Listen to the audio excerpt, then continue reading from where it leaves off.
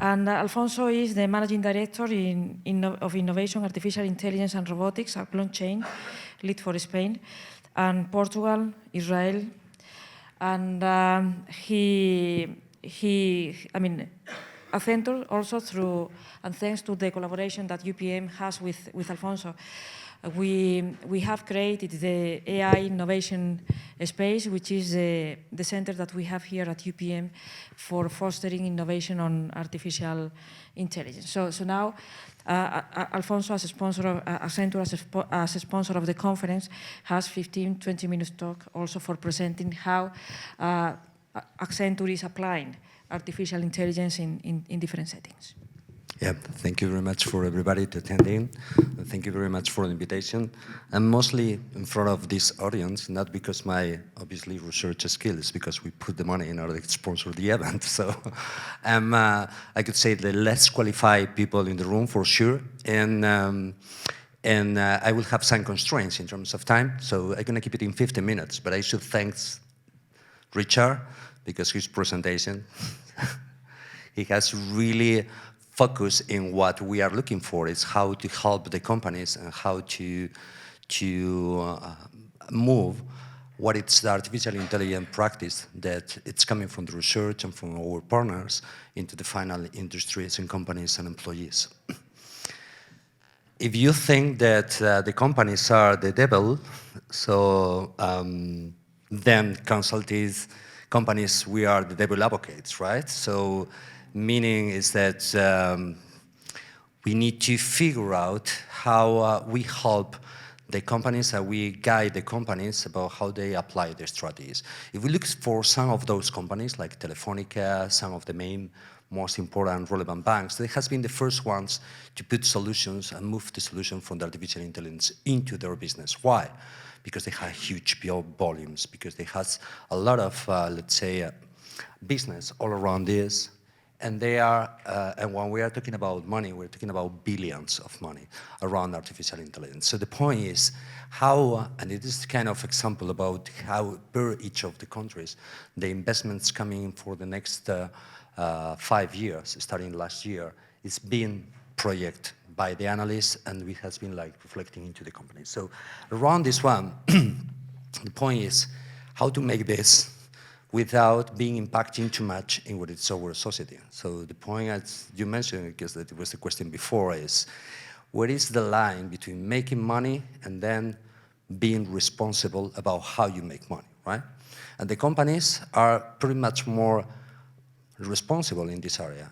They become, the firms, they become responsible because I could say the society that if not, their clients, they're gonna stop to like the type of business services that they provide. The society, it is becoming very much more responsible, and they demand the companies to go in that direction as well. There are some companies that they go one step ahead, that they are involved in all the aspects of the regulations that we are following, which are the, say, the recommendations that the European community it's putting on the place. Because recommendations today, they're going to be regulation tomorrow. And as close as we are in there, we could be in a, first, we're going to help this practice to growing up, okay? But in the second point, we will, let's say, add value, and we're going to speed up this. If you go about what it's, you could say only the responsible, it's also the rights. There are many discussions about if an artificial intelligence program writes a song, who should get the money? The artificial intelligence program or the people that create the model for the artificial intelligence program to make these songs, okay? So there are things in there about responsibility and rights that they are opening many areas of discussions. And the companies, they are also, cannot say, and the society is also, in fact, for some other factors. I didn't talk about the, I was removing the slides at the time that Richard was talking because we were mostly talking about the same type of things. So we're talking about privacy. We are talking about the lack of the transparency when we do play a program that it is being trained based on whatever data is coming from, whatever insights or sources of information, right? But we do have also some, let's say, history around artificial intelligence. I couldn't say the laws of the robotics coming from Asimov, and I could not talk about what it could be the replicants from Blade Runner, but in the most of the societies and most of the clients of those companies, those concepts are in there. They are kind of scared about what happens with the singularity. It's going to be the job apocalypse. It's going to be impact as much in my job that I'm going to lose this one. There is a common concern in all the clients for the companies. That's why the firms should take a responsible position in order to make sure that they are addressing the artificial intelligence use in the right way. Okay, that's why they are coming to try to avoid this type of impact. Richard was putting some examples, but we do have another one, right? We do have the Facebook that exclude this race picture when they are understanding what are like picturing the people. But there has been some other that has had a lot of much more impact about information from Tinder that has been coming public, okay? Or information from for a bank in Australia that has been like impacting in an immediate, impactful, and invisible way, right? So try to moving forward and not be repeating what Richard said. At the end, the companies are asking for how they should regulate their operations, how they should regulate the human capability, and how they should look for the future of the work, of the type of the services that they are providing. So they need to have a look about how they should manage the data and how they should architect their internal frameworks of the way to work in order to be compliant with the GDPR, also with the privacy and with the current regulation, but also with the impact of the data that they are managing. Examples that Richard mentions about if the data that I have, in some point, it has been a set of data complete enough, or in which way it has been complete enough in order to cover and give it a result. Okay? The European community, it's going in that direction. In fact, they started with the concept of responsible AI, and they are moving right now to trustable AI, meaning that you should apply the case into the set that has been, that you can in some way track, that has been trained completely.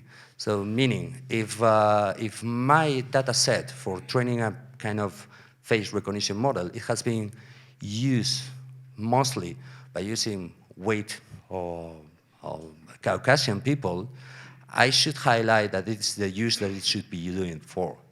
I should exclude to use this type of artificial intelligence programs or models into or to face or to recognize the face for non-Caucasian people. So to trace all this process, they are starting to have methodologies to make sure that we are able to trace all the process about which data has been used, which set of data has been used, and which is the model. Because their issues, they are not coming, the bias, they are not coming only with the data, it's also coming with the model that you develop. Yeah? Humans. One of the questions was about what it means human-centric. So the point is about human-centric, not only about make sure that you are not like violating the human rights, but also about to have in mind how the artificial intelligence model that you are putting in a company, it is impacting the current workforce that you do have in place. So every time that a program is taking one type of work, in such a way, it is a responsibility for the company to try to figure out where the humans can add value to complete or to complement what is the capability of this additional workforce. Because, believe it or not, or easy to think or believe or not, virtual agents, artificial intelligence are new workforces into the companies. They should be co-working with employees. And that's why it is quite of interesting and mandatory right now to plan and manage this type of programs, learnings, and materials and trainings for all employees to be able to be working with these capabilities and make sure that they understand that they are in there not to replace them, but to help them to help them to move in what is something that's called the super intelligence or human intelligence, right? Because what the companies are moving, or what they are looking for, it has been moving from what it is right now at 27% of human-centric capability in some of the areas, in some of the process, to become a 3% machine-centric capabilities.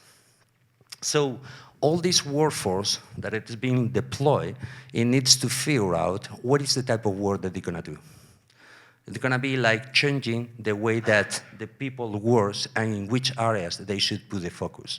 That's opening things in order to like increase some other capabilities, not to be too much routine basis, let's say that way, but most creative basis in order to be adding value to the company itself or to the final clients, okay?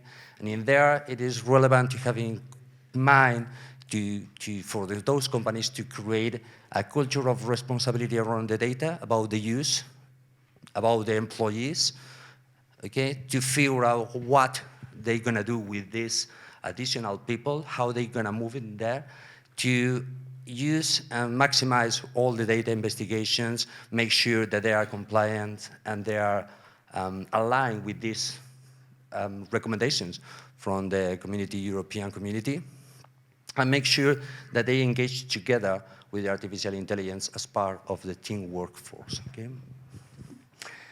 So for that is where we start to build up as one of the companies, most of the consultancy companies, Accenture, the first one, I guess, we started to build how the methodologies in order to make sure that you have all this path, machines together with the human people in order to build up an explainable and understandable AI with a full focus in how you reshape the talent. The priorities, they are changing from today to the 2020. So negotiations and some of those capabilities and the talent, it is being expected to be moving and changing the positions from this one. And there are new areas like the emotional intelligence that they are growing up because they're going to be kind of activities that artificial intelligence is going to put on the land. And they're going to even reinforce what it could be the type of activities that some of the employees can do. So it is something like the creativity, it's like the talent, it is being changing the positions because some of those activities that up to date, they are kind of complex, they become very much more simple with the raising of the artificial intelligence. So at the end, what we are talking is about to have a clear, for the company's over recommendation and the methodologies that we develop, it is to make sure that we have a talent plan in order to reshape and reskill and upskill these people, being working together with artificial intelligence to improve, to increase and to build up a culture within those companies and within all the ecosystem and the clients, and to reinforce the leadership to manage those messages, and finally, obviously, to change and modify all the operating model into the companies to be running in that way. Okay.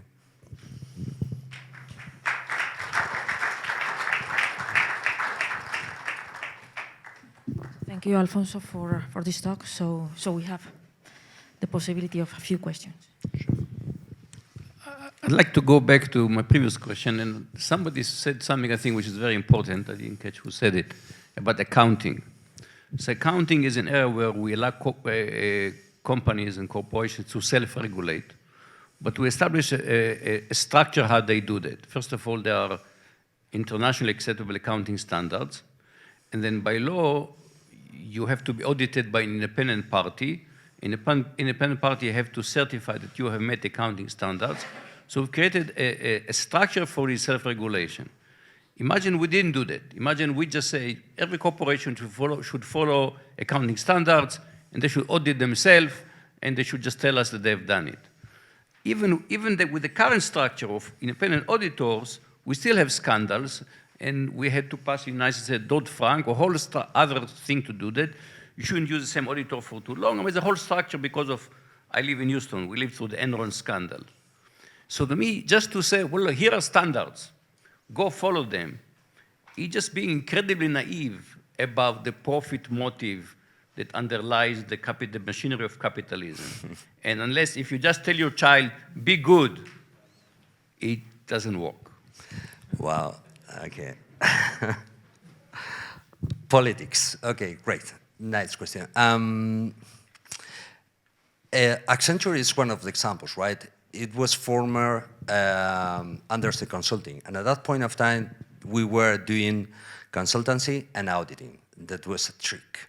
Okay, obviously you can audit yourself, then you can do your recommendations, and then you can do this one. And there are some other examples. Pricewaterhouse suffer the same type of things, and Deloitte, they suffer the same type of things, right? So in some point of time, the regulators recognize that it's not a good idea to have a company that audit their own practice for the other companies. It was creating kind of what happened with this kind of bubble around the consulting services, the same one that happened with the building, or it is creating, it is trying to, like could say, deforming the model, okay? The point is, about 2 months ago, I was talking about what is the legal figure of the artificial intelligence. So the point is that right now, the legal figure of the artificial intelligence components is quite close to the dog, a dog, right? So if a dog bites somebody, who is responsible of this dog? Is you or is the other one, right?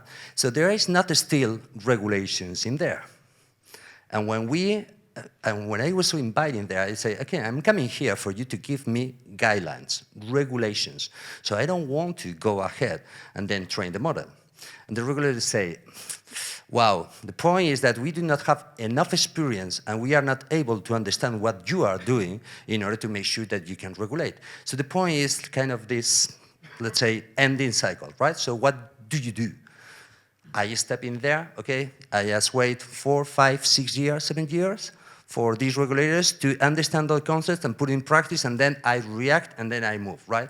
Well, it's not my business. My business is try to push as much as possible, trying to go with the companies, and all together, because we have the same interest, because we do know and we understand that in here it's a lot of money, it's a lot of savings, it's a lot of, I could say, autonomous, it is a lot of good things for the company, so I will try my best in order to push. And I'm gonna define some kind of ethical principles together with the other companies, because we do have the same interest. We want to increase the profit, but we want to have also, mostly, a benefit impact into the society. And this is something that should be clear in the mindset. Obviously, there will be always somebody, some companies, some individuals, they're gonna try to do a malicious use of these technologies, right? But the point is that if a huge community, and I would move into the concept of blockchains, if we inspect ourselves, if we denounce ourselves, it is not about to be naive. I won't be naive. I will set up my principles, and I'm quite sure, and if you heard Richard, and the things that he mentioned, it's quite clear that we do have the same type of understanding. Maybe we do implement the things in a different way, in a different path, but at the end, we do have, and we follow the same principles. And that should be part of this talent training, and it should be part of this people training on the model that they work. And all together, we're gonna, let's say, survey our rounds until the regulators come back, look about what we finally agree together, and they put it in a law, right? So it should be naive if I do it and I am the only one do it. But the point is that he's doing as well, and some other companies, banks, they are doing their own approach, and we are more or less aligned. Okay. Okay, Alfonso. To me, I think to be more people-centered or human-centered, we have to continuously monitor and update it. Am I right? To be human-centered, to be people-centered, the AI. What do you suggest about it? We have to test and test it so that it is very much people-centered, human-centered.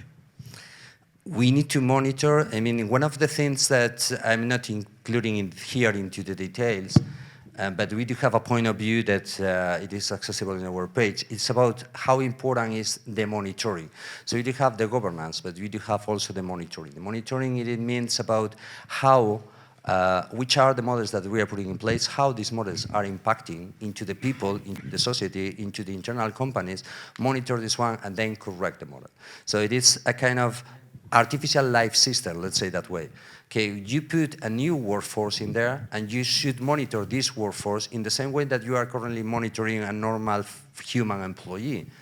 I mean, you need to define where are the barriers. So in the same way that if you hire some new leadership for one company, you need to monitor and verify which is the impact into your results, in the one that you expect. So if you have a clear understanding about what is responsible, or what is in your, let's say, company ADN, and you define your roles and your strategies, you always make sure that if you hire a new CEO, C-level, any middle, let's say, leadership components into the organizations, you monitor if he's doing against or into the strategy. So it's the same concept.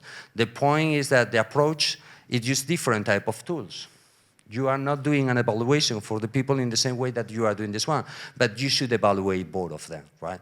You should evaluate that these guys are reinforcing the message into their own teams that artificial intelligence is good for them, and explain and make sure and help to them to break this mental barrier about the artificial intelligence is going to take my jobs.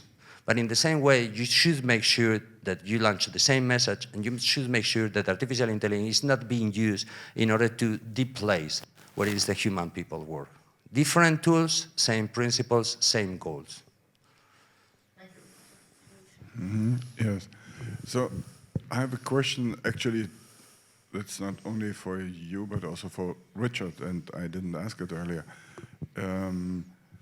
Some of these things that you address are concerns that everybody is worried about, but that are not solved yet. So explainability especially. Yeah? So there's, yes, it's clear AI should be explainable, but then there are different levels of explainability, and certain methods are not yet explainable. Yeah, whatever we do. Yeah, so people are working at it and trying their best. And so, what do you do with that? There's a second thing that, out of very principled reasons, you can only check for biases for groups that you already know. So you can check, you can define some groups that you want to check. Yeah? You want to check for gender, for ethnicity, for this and that. But you can never check out of principled reasons, it's pretty clear, yeah? Biases for groups that you don't know yet, yeah? So it's impossible to do, because it's in the data, it's not in the algorithms, yeah? So it's in the data. So it may come up, if you have an insurance, that later another group comes up and feels disadvantaged, and there's a bias, but you could never foresee. So is there, for the first one, would you then rather say, out of our principles, we would stop things until AI researchers have solved it? Or would you weigh the dangers and make it dependent on the application? So what does it mean? How do you apply these principles? Yeah, that's a question. I will say something, and I'm gonna put them, and I'm gonna give the turn to Richard, right? So, and the first point is about things that we do not know yet, and they are not fully standardized, right? So I guess that we are all in here familiar about what is DevOps, right? And what it was later DevOpsSec. So it was about to create this new process that you do the development, and that you do continuous integration, and that you do continuous deployment, and finally you have a kind of full mechanism, methodology that helped you to do that. And then when the security breaches started to come in there, it was a kind of concerns about how to make sure that you put enough mechanisms in place in order to make sure that the solutions that you deliver and you put in production, even artificial intelligence components, are security by their own. So we built up this methodology. We set up all the rules that you should do. On security, what I meant, explainability. Well, we call it, in fact, there is a definition that it shouldn't be right? a DevOpsSec, there's development, operations, and security. It should be everything into the full life cycle of a product development or program development. That includes also artificial intelligence. So we build up a component, we build up an artificial intelligence model, that's development, but you train, continuously training in there. I mean, you build up artificial intelligence components that help to you to recognize what it could be the person preference, okay? But in there, what you need to, this preference, they may change. So you need to monitor and retrofit all this knowledge, and you should be like retraining the model all the time. But in there, it is not also about their algorithms. It's everything all around, about how you deploy this one, how you take this model from development and you move it into production in order to go to the clients. And in there, it is not only development, it's security, it is how this component is being split, what is the version controlling, and so on, right? So around all the software engineering, there are many other concepts. Artificial intelligence components, they are not far away about this one. They are still software development, okay? So everything in there, it should be in there. And then the point is in here, if we need to, and what we do is we identify which are the additional things that you should increase into this software engineering process in order to make sure that you are able to monitor enough information to reach what is AI traceability.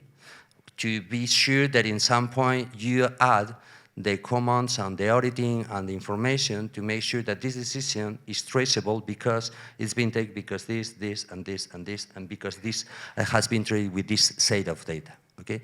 And that's the type of model that we are developing and we are putting in place. How to increase and how to leverage the capabilities of the development cycle of a software piece that it's basically around data.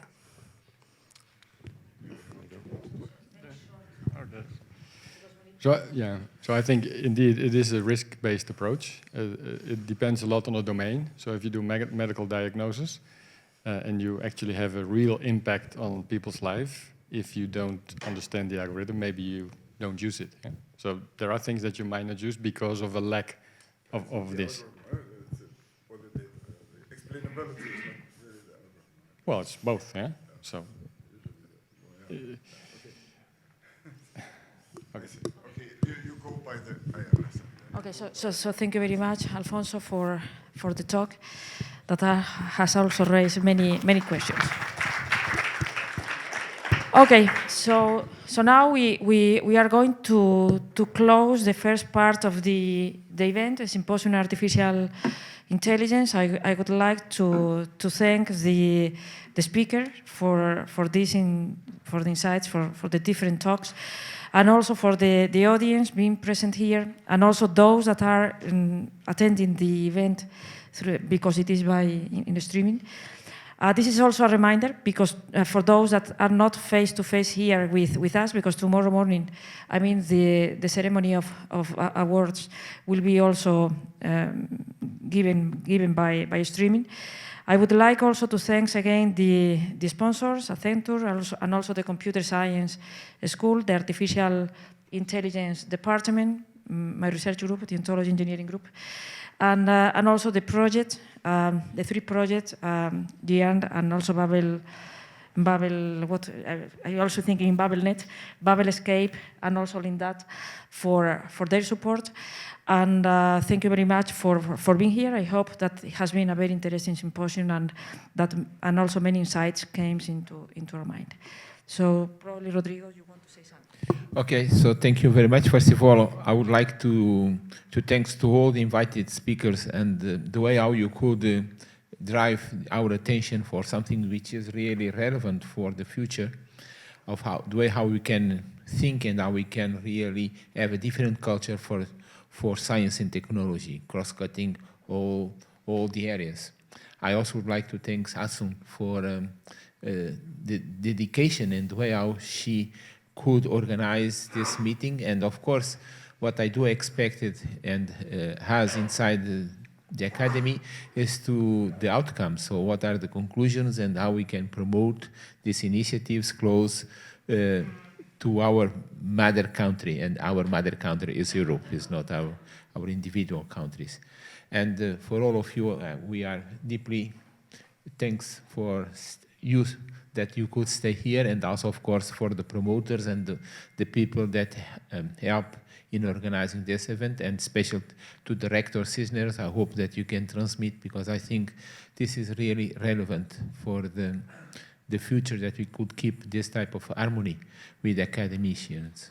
So for all of you, thank you very much. And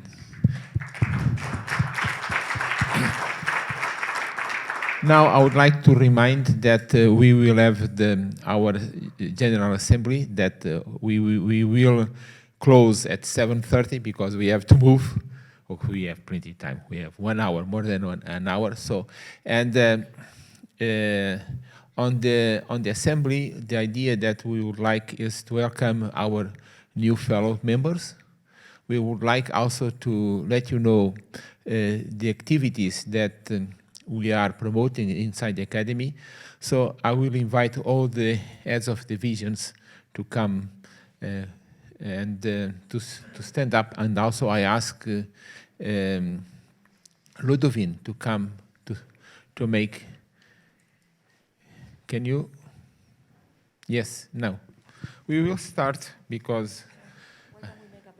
Okay, we will make a break of 10 minutes before restarting, okay, because I think that 10 minutes break before.